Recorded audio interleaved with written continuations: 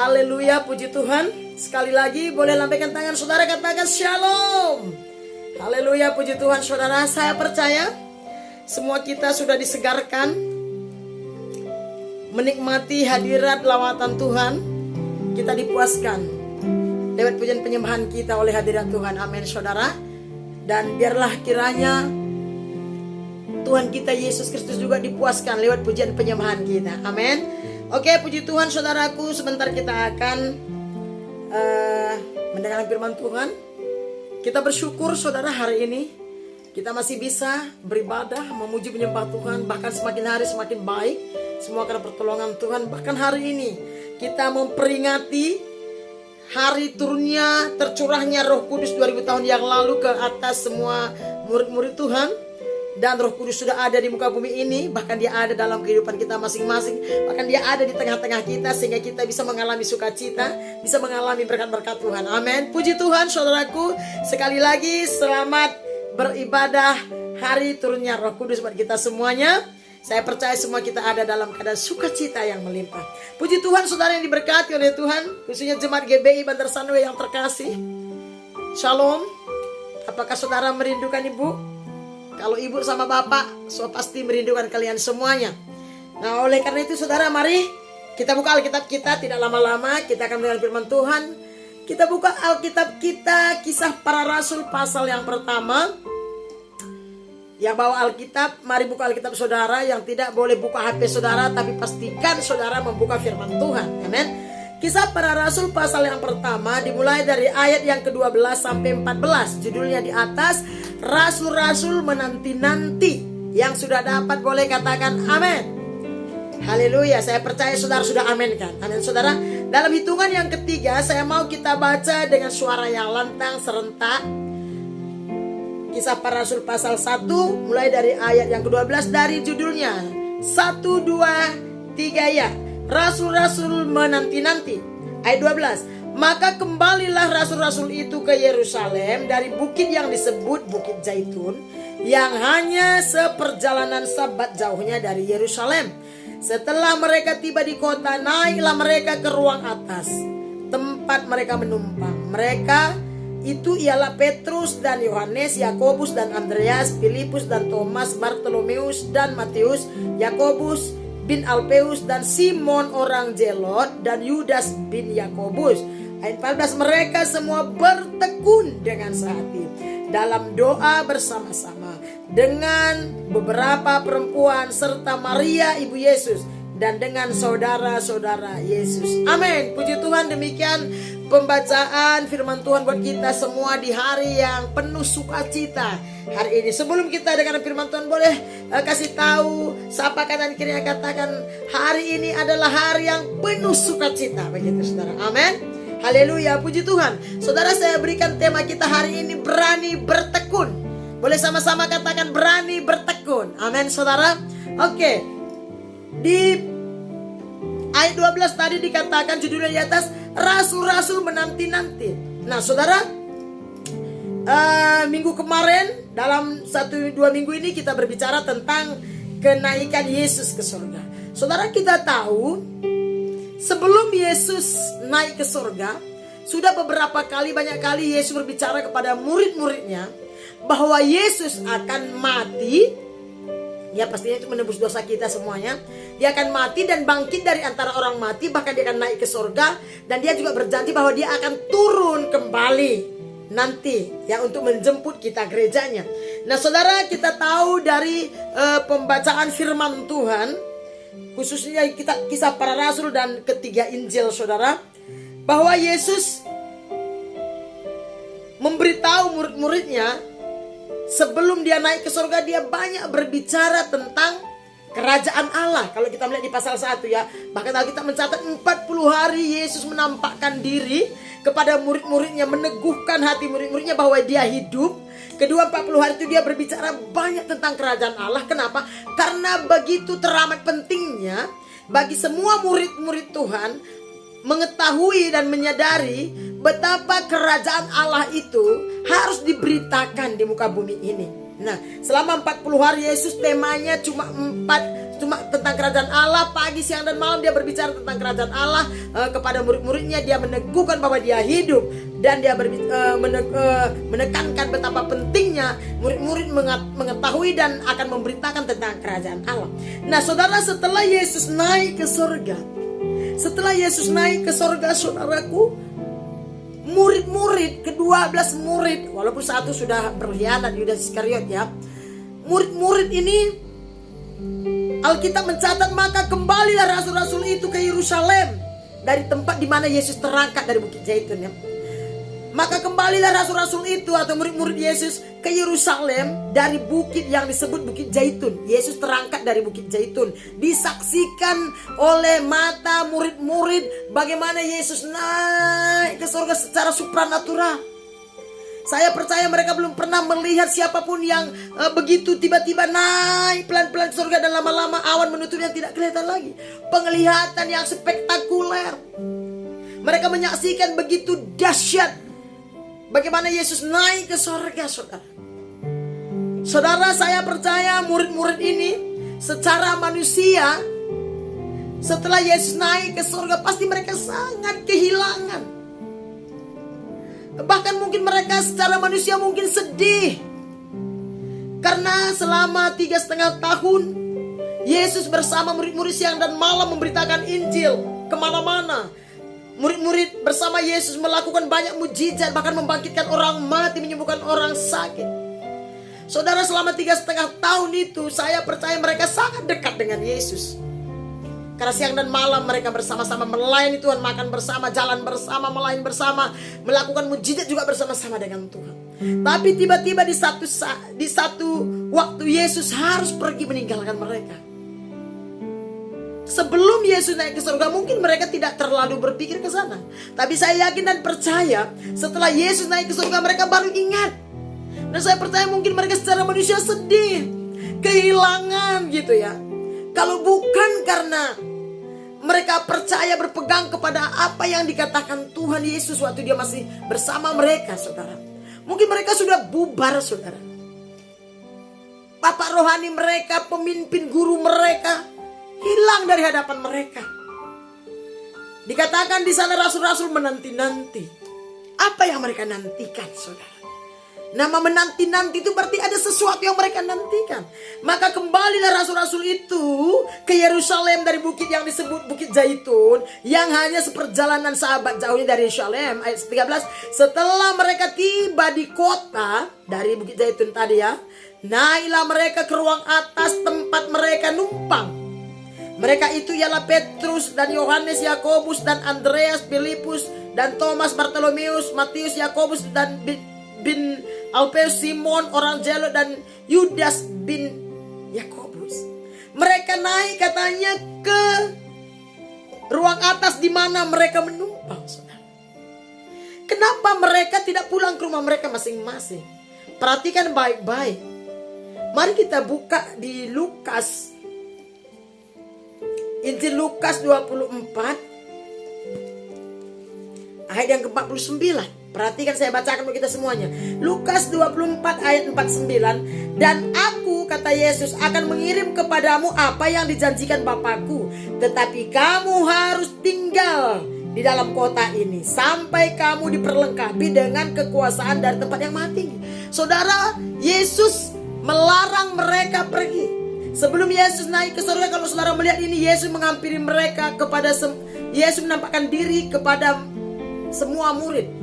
Selama 40 hari itu Yesus banyak kali menampakkan diri kepada murid-murid.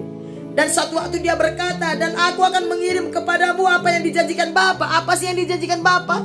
Yaitu turunnya Roh Kudus yang akan menggantikan Yesus di bumi sebagai penolong, penghibur, penuntun murid-murid waktu itu dan bagi kita semuanya. Tetapi kamu harus tinggal dalam kota ini, di Yerusalem, sampai kamu diperlengkapi atau sampai kamu dipenuhi oleh Roh Kudus dengan kekuasaan dari tempat yang maha tinggi. Mereka percaya apa yang Yesus katakan, mereka taat kepada apa yang Yesus perintahkan. Makanya mereka tidak bubar, saudara. Bahkan dikatakan bahwa mereka tiba di kota, naik mereka ke ruang atas. Saudara, Tidak asing lagi buat kita semua, setelah Yesus naik ke sorga biasanya ada doa 10 malam. 10 malam itu mereka menanti-nanti di ruang atas. Saya yakin mereka sedang berdoa puasa selama 10 hari itu. Mereka berdoa, mereka bersekutu, menantikan janji Bapa. Apa yang membuat mereka mau menanti-nanti? Karena mereka percaya kepada apa yang Yesus katakan. Karena mereka percaya kepada apa yang Yesus ajarkan, apa yang Yesus perintahkan kepada mereka. Luar biasa iman murid-murid ini, saudara. Padahal mereka belum pernah mengalami hal seperti ini, baru pertama. Bagaimana dengan kita? Percayakah kita apa yang Yesus katakan? Percayakah kita kepada firman Allah yang tertulis yang kita percaya ini adalah perkataan Tuhan? Seperti murid-murid ini. Waktu Yesus berkata, jangan pergi kemana-mana kalau aku nanti sudah naik ke sorga. Wow, kalau kita bayangkan luar biasa. Belum pernah terjadi, kalau kita kan sudah tinggal mengikuti yang sudah terjadi. Murid-murid tidak, tapi mereka taat dan percaya. Mereka menanti-nanti, saudara. Rupanya ada upah bagi mereka yang menanti-nanti. Judulnya Rasul-Rasul menanti-nanti. Sebelum kita teruskan, mari kita melihat ke kitab Yesaya 40 tentang menanti-nanti. Apa kata kitab Yesaya? Yesaya pasal yang ke-40 ayat 31, satu ayat saja. Saya akan bacakan buat kita semuanya. Yesaya 40 ayat 31. Tetapi orang-orang yang menanti-nantikan Tuhan mendapat kekuatan baru. Mereka seumpama raja wali yang naik terbang dengan kekuatan sayapnya. Mereka berlari dan tidak menjadi lesu. Mereka berjalan dan tidak menjadi lelah. Rupanya saudara, orang yang suka, orang yang mau menanti-nantikan Tuhan, setelah menanti-nantikan Tuhan, duduk diam dalam hadirat Tuhan, memuji menyembah Tuhan, merenungkan firman Tuhan, mengiring Tuhan dengan setia. Saudara, orang yang menanti-nantikan Tuhan, nomor satu yang akan dia terima apa, saudara?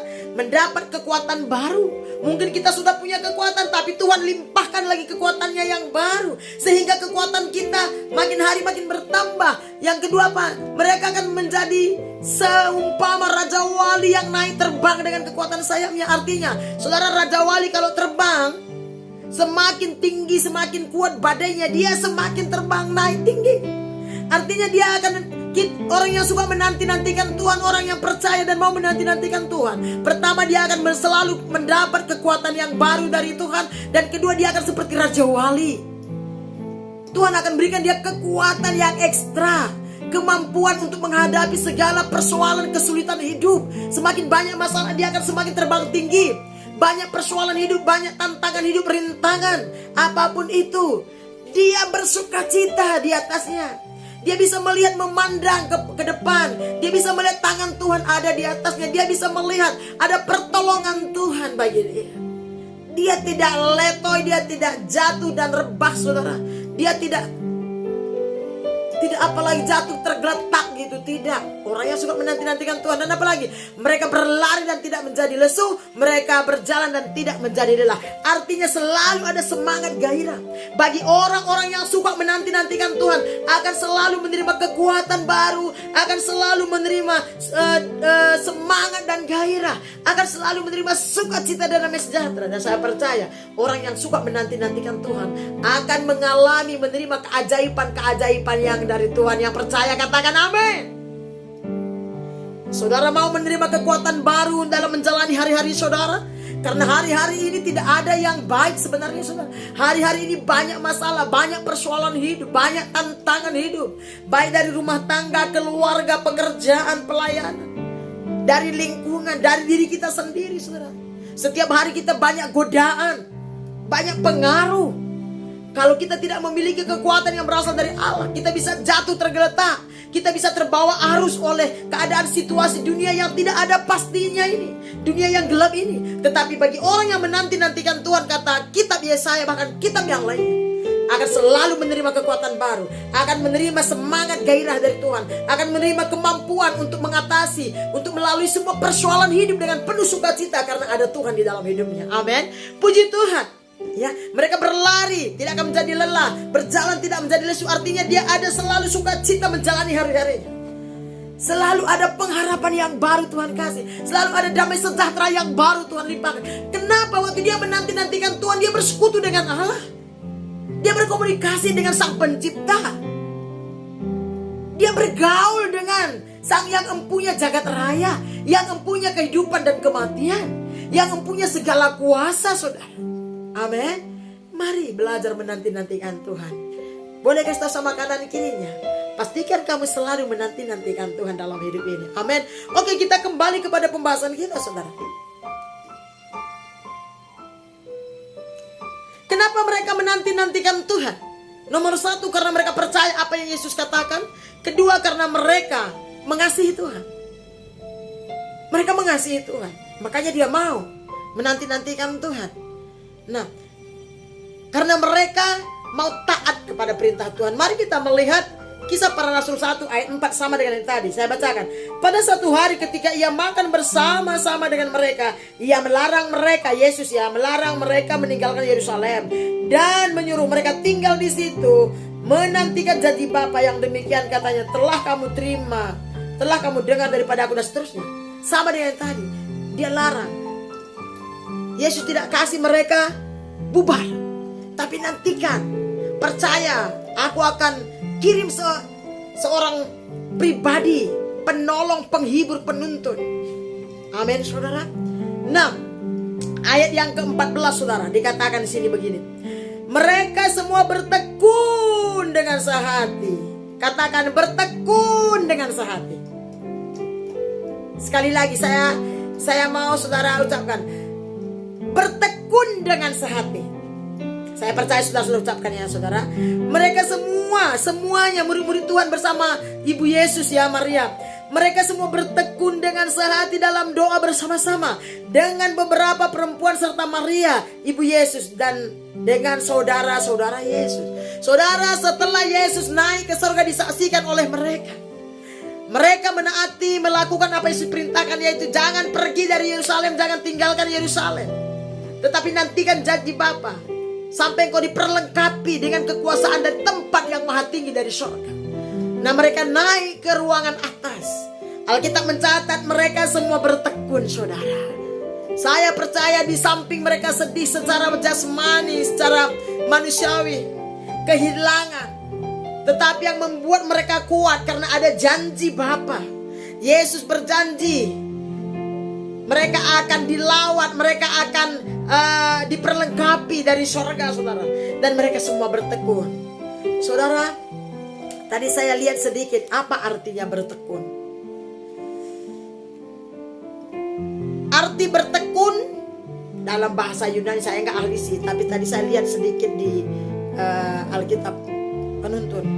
Arti bertekun dalam bahasa Yunani-nya adalah hipomeno, yang secara harafiah artinya tetap. Bertekun itu artinya tetap, enggak tergoyahkan, enggak mereng ke kanan, ke kiri, atau ke belakang, ke depan, enggak. Dia tetap, ya. Itu artinya. Selain daripada artinya tetap, bertekun itu artinya bertahan. Wow, kata bertahan atau kalimat bertahan ini, saudara, pasti ada godaan supaya kita tidak bertahan di dalam penantian. Dia tetap teguh. Artinya apa lagi? Ini sifat yang dapat bertekun, itu artinya sifat yang dapat menanggung sesuatu, tapi bukan pasrah. Ya, sifat yang dapat menanggung sesuatu, entah apa sesuatu itu yang tidak enak pastinya biasanya, melainkan dengan penuh harapan yang berkobar-kobar. Itu artinya bertekun, saudara. Nah, ketekunan memungkinkan seseorang berdiri teguh dan tidak kehilangan harapan ketika menghadapi rintangan dan kesulitan. Itulah arti bertekun, tetap bertahan teguh. Seperti murid-murid ini, dikatakan sana mereka semua bertekun, artinya mereka semua bertahan dengan sehati. Enggak gampang dengan sehati rame-rame, 2 orang aja susah mencari kesehatian. Mereka ramai murid Tuhan dan ada perempuan-perempuan bersama dengan Maria Ibu Yesus untuk menantikan janji Bapa 10 hari, saudara. Mereka di ruang atas, saya percaya mereka doa puasa, memuji menyembah Tuhan. Saudara, tidak mudah. berhari-hari duduk, mungkin berdiri, duduk, berdiri, berlutut. Berhari-hari mereka menantikan janji Bapa yang mereka nggak ngerti, yang mereka belum pernah tahu, belum ada kesaksian seperti itu. Tetapi hanya mereka bermodalkan cinta kasih kepada Tuhan, bermodalkan kepercayaan iman kepada Allah. Dia percaya kepada apa yang Yesus katakan, saudara. Mereka bertahan, mereka tetap teguh. Selama 10 hari itu mereka beriman bahwa Tuhan akan curahkan Roh Kudusnya. Tuhan akan perlengkapi mereka dengan kuat kuasa dari tempat yang maha tinggi. Mereka memuji menyembah Tuhan. Dengan sehati mereka bertekun, berdoa, memuji menyembah Tuhan. Bersyafaat, menanti-nantikan janji Bapa, menanti-nantikan kedatangan Roh Kudus yang dijanjikan, menanti-nantikan kuasa yang akan dicurahkan kepada mereka. Dengan sehati mereka berdoa bersama-sama, saudara.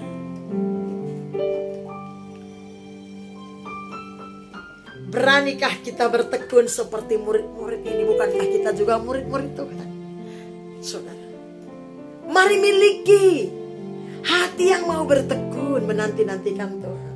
Mari memiliki kerinduan untuk menjadi anak-anak Tuhan yang bertekun, mengiring Tuhan, bertekun melayani Tuhan. Bertekun itu juga termasuk sebuah kesetiaan yang kuat, saudara. Banyak kali Alkitab berkata bertekunlah dalam doa. Mari kita buka Roma 12. Kita buka Roma 12. Roma 12 ayat yang ke-12. Saya akan baca buat kita semuanya. Bersukacitalah dalam pengharapan, sabarlah dalam kesesakan, dan bertekunlah dalam doa. Artinya jangan pernah berhenti berdoa. Jangan stop. Apapun masalahnya, apapun situasi dan kondisinya, jangan pernah berhenti bersekutu dengan Tuhan. Bertekunlah. Bertekunlah. Makanya dia bilang bersukacita dalam pengharapan, bersabar dalam kesesakan, dan bertekun dalam doa. Bertekunlah juga di dalam perenungan pembacaan firman Tuhan. Bertekunlah. Setialah, bertahanlah, teguhlah apapun persoalannya, apapun situasi kondisi yang kita alami. Saya mau sampaikan lagi, COVID-19 tidak menjadi alasan untuk kita tidak bertekun, karena tidak ada ayatnya di Alkitab. Tapi saya bersyukur dan saya percaya jemaat GBI Bandar Sarwi Mentari Kuala Lumpur Malaysia adalah anak-anak Tuhan yang hebat. Amin. Boleh katakan sama kanan kirinya, saya anak Tuhan yang hebat. Amin. Katakan lebih semangat sama kanan kiri saudara, kata saya anak Tuhan yang hebat. Anak Tuhan yang hebat itu bertekun. Walaupun banyak godaan dari kanan kiri muka belakang, banyak pengaruh, yang lain sudah entah pergi kemana, tetapi dia bertekun, dia bertahan. Kenapa? Karena dia punya iman, karena dia mengasihi Tuhan, karena dia percaya apa yang dijanjikan Tuhan di dalam Alkitab. Yang percaya katakan amin. Hanya iman yang membuat kita bisa bertekun. Hanya cinta kasih yang dalam yang bisa membuat kita bertekun. Tanpa cinta yang besar, tanpa kasih yang tulus, tanpa kasih yang sungguh-sungguh, tanpa kasih yang dalam kepada Yesus, kita tidak akan mampu bertekun, saudara. Ada banyak godaan di sekeliling saudara, tetapi perhatikanlah, pandanglah kepada Yesus. Jangan biarkan siapapun. Alkitab berkata jangan sesat. Pergaulan yang buruk akan menghilangkan kebiasaan kita yang baik.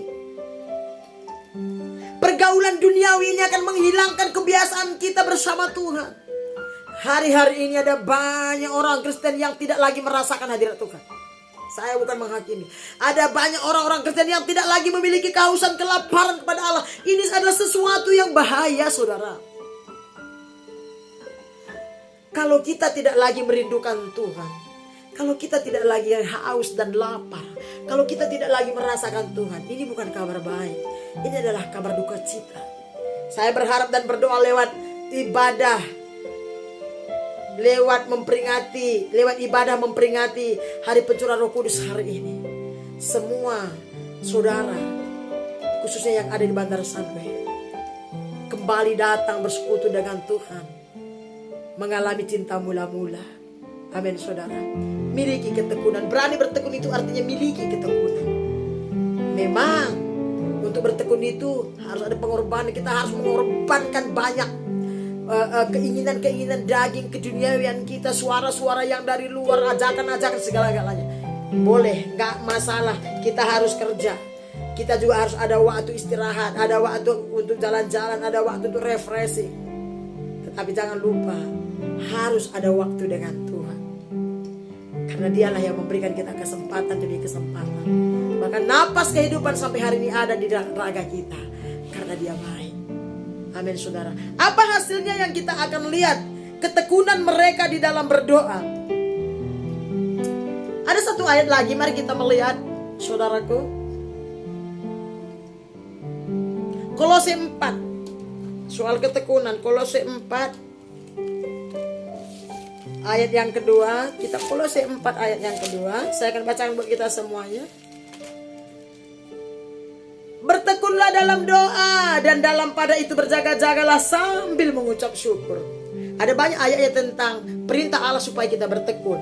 Doa dan harapan saya hari ini, supaya saudara semua yang mendengar firman Tuhan ini memiliki ketekunan. Bangga dan bersyukurlah kalau saudara mampu bertekun. Orang yang sanggup bertekun, berdoa, bertekun dalam pembacaan firman Tuhan, bertekun dalam melayani, mengiring Tuhan, adalah orang yang hebat.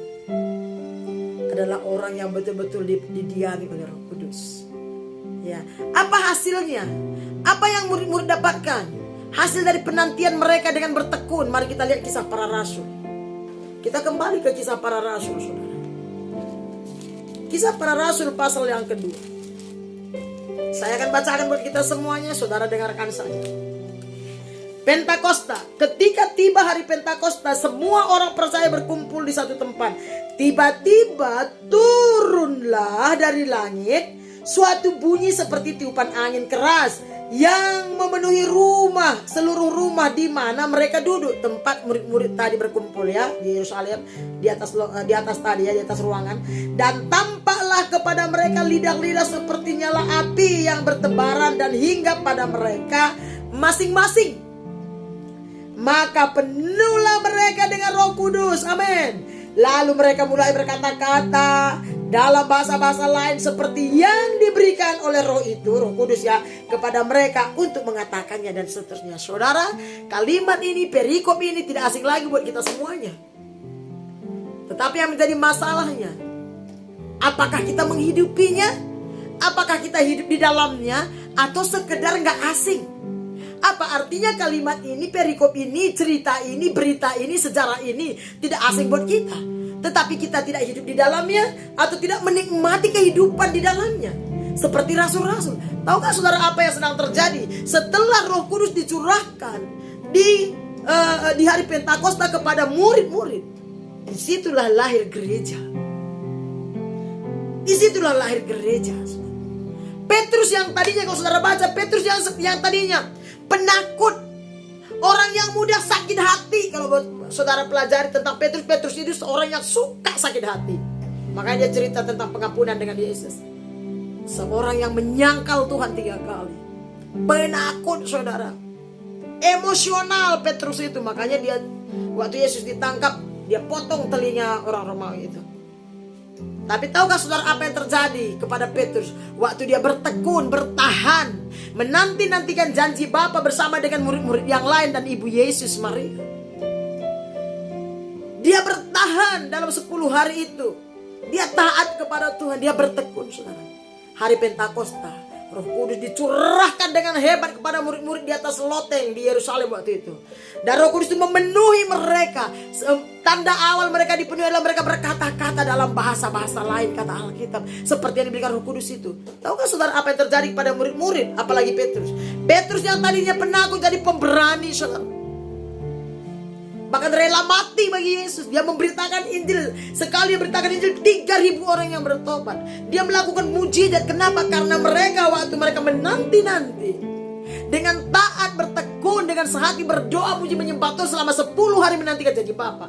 Maka Allah Bapa memenuhi mereka dengan Roh Kudusnya. Mereka semua dipenuhi, dibaptis oleh Roh Kudus, sehingga mereka punya kuasa. Makanya kalau kita baca ya saudara, kisah para rasul 1 yang kemarin saya sampaikan kepada kita, kisah para rasul 1 ayat 8 dikatakan, saya bacakan. Dia dibilang begini, Yesus bilang begini, tetapi kamu akan menerima kuasa kalau Roh Kudus turun ke atas kamu. Dan kamu akan menjadi saksiku, kata Yesus, di Yerusalem, di seluruh Yudea dan Samaria sampai ke ujung bumi. Saudara, kita tidak ada kuasa kalau Roh Kudus tidak memenuhi kita. Kalau Roh Kudus tidak berdiam memenuhi kita, kalau kita tidak ada hubungan dengan Tuhan dari waktu ke waktu, dari hari ke hari, kalau kita tidak setia bertekun bersekutu dengan Tuhan, kalau kita tidak bertekun memuji menyembah Tuhan, kita tidak dipenuhi oleh Roh Kudus. Roh Kudus ada dalam diri kita, tapi kita tidak dipenuhi. Makanya saudara, gak ada kuasa untuk melawan emosi kita pun. Kita gak mampu, gak kuat. Sedikit aja orang ngomong kita tersinggung, kita sakit hati, kita emosi, saudara. Kita gampang marah, kita gampang kesal, gampang tersinggung, gampang melawan dengan kata-kata yang tidak baik. Mungkin gampang benci, gampang putus asa, mudah terpengaruh dengan kondisi, situasi, godaan-godaan dunia ini. Tidak ada kekuatan, kemampuan untuk bersekutu dengan Tuhan. Tidak ada kemampuan untuk membaca merenungkan firman Tuhan. Tidak ada kekuatan untuk setia beribadah. Bahkan tidak ada kekuatan untuk melayani Tuhan. Kenapa, saudara? Karena kita tidak percaya, sehingga kita tidak bertekun seperti murid-murid. Tapi waktu kita percaya, kita bertekun, mendisiplinkan diri, bersekutu dengan Tuhan dari waktu ke waktu, setia, konsisten, saudara. Maka Alkitab tadi mencatat orang-orang yang menanti-nantikan Tuhan. Nomor satu, apa yang dia dapat? Kekuatan baru, semangat, gairah. Kalau kita bersekutu dengan Tuhan, suka menanti-nantikan Tuhan, kita akan juga seperti murid-murid. Ketakutan kita akan diambil, kesedihan, kekecewaan kita Tuhan akan ganti dengan sukacita dan pengharapan. Amin. Saudara mau mengalami kekuatan yang baru setiap hari dari Tuhan? Saudara mau menerima, melihat keajaiban, pertolongan Tuhan, menerima kekuatan, kuasa untuk berani berkata tidak kepada dunia, dosa dan daging? Ada banyak kali kita kalah hanya karena kita tidak bertekun. Saya percaya jemaat GBI Mentarikot sudah mengerti hal ini. Saudara pernah mengalaminya yang namanya cinta mula-mula. Semua murid-murid dipenuhi oleh Roh Kudus, dibaptis. Setelah mereka dipenuhi Roh Kudus, mereka dengan gencar, mereka dengan semangat bergairah, bersaksi, menceritakan tentang kebaikan pengampunan Tuhan Yesus. Mereka mulai bersaksi tentang Yesus, memberitakan Injil, membawa jiwa-jiwa datang kepada Tuhan, mengadakan banyak mujizat. Dan mereka disertai hidup mereka, pelayanan mereka disertai dengan keajaiban, tanda-tanda heran dari Tuhan, dan hidup mereka penuh sukacita. Yang percaya katakan amin. Amin, saudara. Kesimpulan kita, mari miliki ketekunan. Beranilah bertekun. Jangan takut, jangan segan. Tidak ada waktu yang terlambat. Kalau selama ini saudara mungkin sudah lemah, sudah tidur, mari bangkit hari ini. Bukankah Roh Kudus hari ini adalah hari Pentakosta, saudaraku? Bukankah hari ini adalah hari pencurahan Roh Kudus? Walaupun kita hanya memperingatinya, mari kembali. Izinkan Roh Kudus memenuhi saudara. Biarkan Roh Kudus membaptis saudara. Buka hati, tanggalkan semua beban dosa, kata puji-pujian kita tadi. Berlari kepada tujuan panggilan surga. Pandang kepada Yesus. Yesus berkata, mari kepada aku semua yang letih lesu dan beban berat, aku memberikan kelegaan kepadamu. Nomor satu yang kita akan terima adalah damai sejahtera, kelegaan, kekuatan, sukacita dan sejahtera. Sehingga kita mampu menjalani hari-hari kita bersama dengan Tuhan dengan penuh kemenangan. Karena Tuhanlah yang berperang melawan musuh-musuh kita, dan kita akan diberikan kemenangan waktu kita bertekun di dalam Tuhan. Amin. Puji Tuhan, demikian firman Tuhan yang boleh saya sampaikan. Doa dan harapan saya tentunya kerinduan Tuhan, supaya lewat ibadah ini, lewat kebenaran firman, pujian penyembahan yang kita lakukan hari ini, kita mengalami kepenuhan Roh Kudus kembali. Kita minta supaya Roh Kudus penuhi kita lebih lagi, limpahi kita. Kita mengalami cinta mula-mula kembali, sehingga kita boleh bergandengan tangan, bergaul dengan Allah, menjalani hari-hari kita ke depan, dan kita pasti akan melihat kemenangan demi kemenangan. Amin. Puji Tuhan. Mari tutup Alkitab saudara.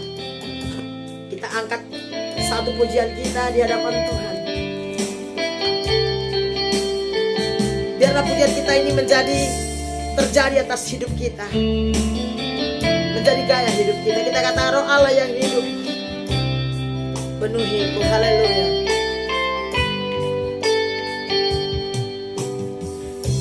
Roh Allah yang hidup, penuhiku. Roh Allah yang hidup, pulihkanku.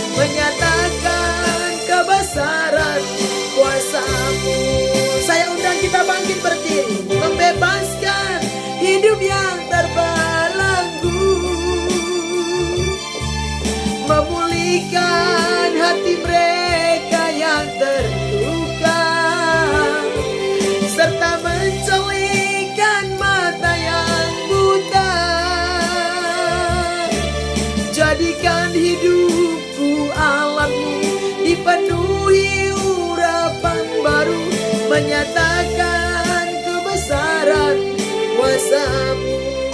Saudara yang diberkati oleh Tuhan, sekali lagi saya undang kita semua makin berdiri di hadapan Tuhan dengan hati yang sungguh-sungguh, dengan sebuah komitmen dan kerinduan yang besar untuk dipenuhi oleh Roh Allah dan dipakai oleh Tuhan menjadi alat di tangan Tuhan di akhir zaman ini.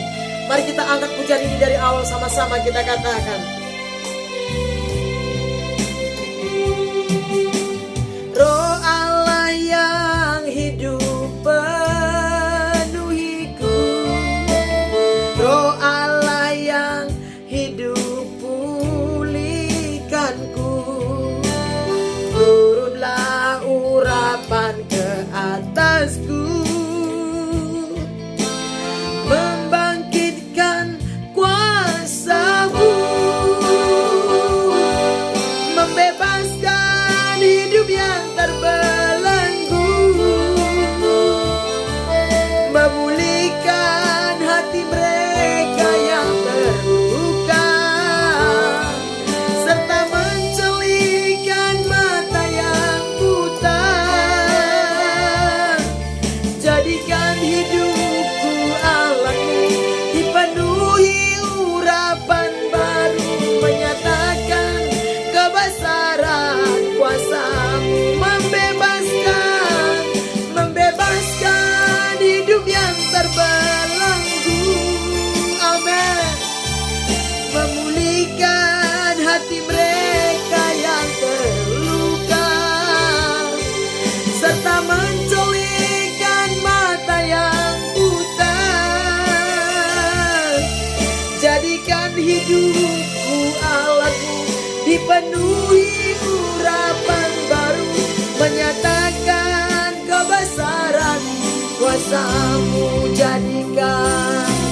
Jadikan hidupku Allah-Mu dipenuhi urapan baru, menyatakan kebesaran kuasa-Mu.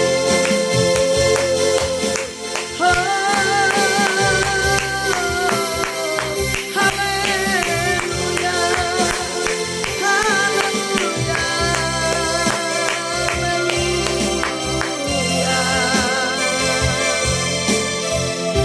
Terima kasih Tuhan, ini hidup kami, jadikan kami awal, penuhi kami Roh Kudus. Terima kasih Tuhan Yesus yang mulia, terima kasih Allah Roh Kudus. Ini pernyataan hati kami, kerinduan hati kami. Nyatakan kuasa-Mu, belas kasihani kami, penuhi kami dengan Roh-Mu, bangkitkan Roh-Mu dalam diri kami. Mampukan kami, jadikan kami jadi anak-anak-Mu yang bertekun, berani bertekun, setia mengiring Engkau, berpegang teguh, bertahan Tuhan.